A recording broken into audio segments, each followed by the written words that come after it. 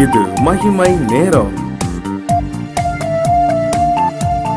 ஆண்டவரும் உலக ரட்சகருமாக இருக்கிற இயேசு கிறிஸ்துவின் ஈடு இணையற்ற பரிசுத்த நாமத்தில் மகிமை நேர நிகழ்ச்சிக்கு வந்திருக்க உங்கள் யாவரையும் நான் மீண்டும் அன்போடு கூட வாழ்த்தி வரவேற்கிறேன்.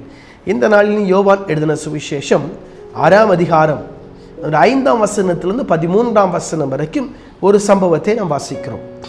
யோவான் எழுதின சுவிசேஷம் 6ஆம் அதிகாரம் 5ஆம் வசனத்தில் இருந்து 13ஆம் வசனம் வரைக்கும் ஒரு சம்பவத்தை நாம் வாசிக்கிறோம். இயேசு கிறிஸ்துவின் இடத்துல திரளான ஜனங்கள் வருகிறார்கள் அவருடைய வார்த்தைகளை கேட்கும்படியாக. பெரிய கூட்டம் இயேசுவின் இடத்துல வருது அவருடைய வார்த்தையை கேட்கறதுக்கு. அப்போ அந்த பெரிய கூட்டம் இயேசு கிறிஸ்துவின் இடத்துல அவருடைய வார்த்தையை கேட்க வரும்போது இயேசு கிறிஸ்து அவருடைய சீஷர்களை பார்த்து சொல்றாரு, அப்பா பெரிய கூட்டம் என்னுடைய வார்த்தையை கேட்க வருகிறது, ரைட்டு, இவங்களுக்கு சாப்பிடுவதற்கு இல்லைங்க சாப்பிடணும், அதனால இவங்களுக்கு சாப்பிடுறதுக்கு ஏதாவது ஏற்பாடு பண்ணுங்கன்னு பிலிப்பிட்ட சொல்றார். ஏன்னா இயேசு தாம் செய்ய போகிறதை அறிந்திருந்தும் இந்த கேள்வி கேட்கிறார். பெரிய கூட்டம் வருதுப்பா, பெரிய கூட்டம் வந்துட்டு அதில் சாப்பிட்றதுக்கு ஏதாவது கொடுங்க.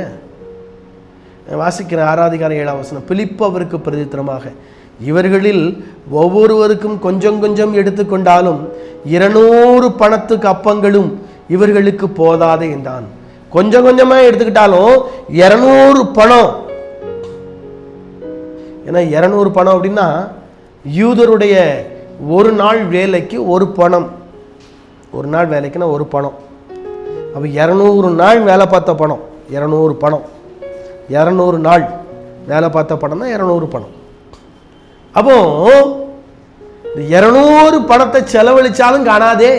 ஏன்னா அவ்வளோ கூட்டம் இருக்குதே, அவ்வளோ கூட்டம் இருக்குதே. அப்போ அங்க ஒரு சின்ன பையன் இருக்கிறான். 8ஆம் வசனத்துக்கு வந்தீங்கன்னா, அப்பொழுது அவருடைய சீஷர்களில் ஒருவனும் சீமோன் பேதுருவும் சகோதரனுமாகிய அந்திரேயா அவரை நோக்கி, இங்கே ஒரு பையன் இருக்கிறான், அவன் கையில் 5 வாற்கோதுமை அப்பங்களும் 2 மீன்களும் உண்டு, ஆகிலும் அவைகள் இத்தனை ஜனங்களுக்கு எம்மாத்திரம். இங்க ஒரு பையன் இருக்கிறான், அவங்க எல்லாம் 5 அப்பமும் 2 மீன் இருக்குது. ஆனா இத்தனை ஜனங்களுக்கு அது காணாதே. 5 அப்பமும் 2 மீன் எப்படி காணும்? இவ்வளவு ஜனங்கள், ஏராளமான ஜனங்கள், கிட்டத்தட்ட பந்தி இருந்தவர்கள் புருஷர் மாத்திரம் 5000 பேர். பந்தி இருந்த புருஷர் மாத்திரம் 5000 பேர். பெண்கள் குழந்தைகள்லாம் சேர்த்து இவ்வளவு வரும் பாருங்க. அவ்வளவு காணாதையா, இவ்வளவு கூட்டத்துக்கு இவ்வளவு காணாதே. அப்போ இயேசு கிறிஸ்து சொல்றாரு, இப்ப எல்லாத்தையும் பந்தி இருக்க வைங்கப்பா, உட்கார வைங்க, எல்லாத்துக்கும் ஆசீர்வதிச்சு கொடுப்பா. மீதி 12 கூட நிறைய நிரப்பினார்கள் வேதத்தில் சொல்லப்பட்டிருக்கிறது.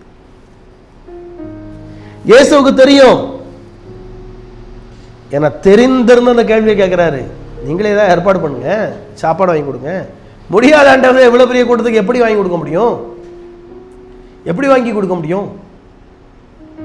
நம்முடைய ஆண்டவருக்கு வேதத்திலே ஒரு வார்த்தை சொல்லப்பட்டிருக்கிறது, இல்லாததை இருக்கிறதை போல அழைக்கிற தேவன்.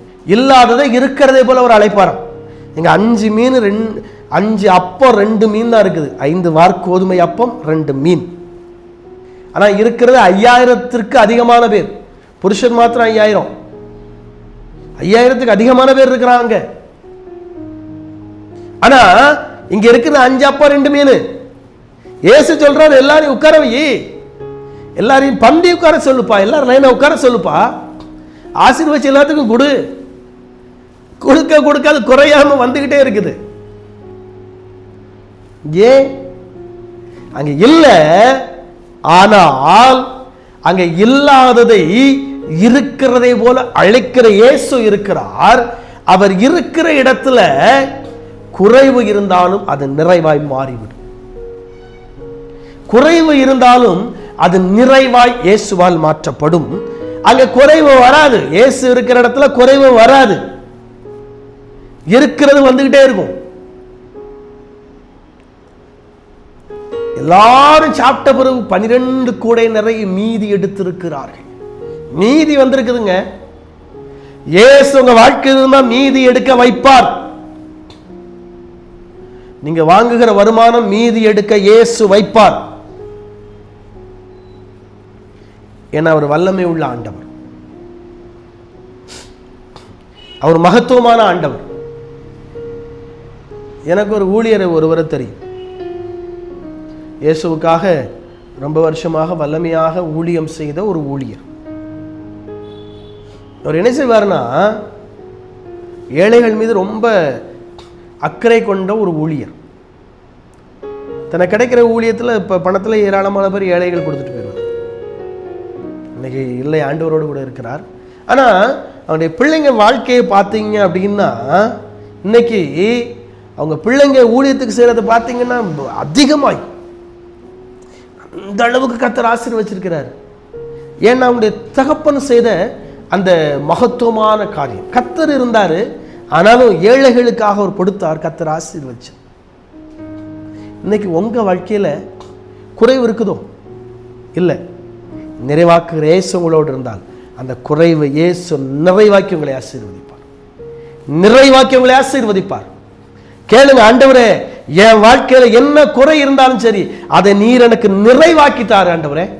நிச்சயமாய் உங்களுக்கு நிறைவான சந்தோஷத்தை கர்த்தர் கட்டளையிடுவார். அன்பின் ஆண்டவரே உமக்கு ஸ்தோத்திரம். நிறைவாய் எங்களுடைய வாழ்க்கையை ஆசீர்வதிக்கிற கர்த்தர் எங்களை நிறைவாய் ஆசீர்வதிப்பீராக. உங்களுடைய வல்லமை கிரியை செய்யட்டும். மகிமை நேர நிகழ்ச்சியை பார்த்து கொண்டிருக்கிற ஒவ்வொரு கர்த்தர் ஆசீர்வதிப்பீராக. டிவி ஊழியத்தை செய்கிற தம்முடைய தாசனை கர்த்தர் எடுத்து பயன்படுத்தும். இந்த ஊழியத்துக்கு உதவி செய்கிற தம்முடைய பிள்ளைகளை கர்த்தர் ஆசீர்வதியும் காத்துக்கொள். இயேசுவின் மாறாத நாமத்தில் ஜெபிக்கிறேன் பிதாவே, ஆமென்.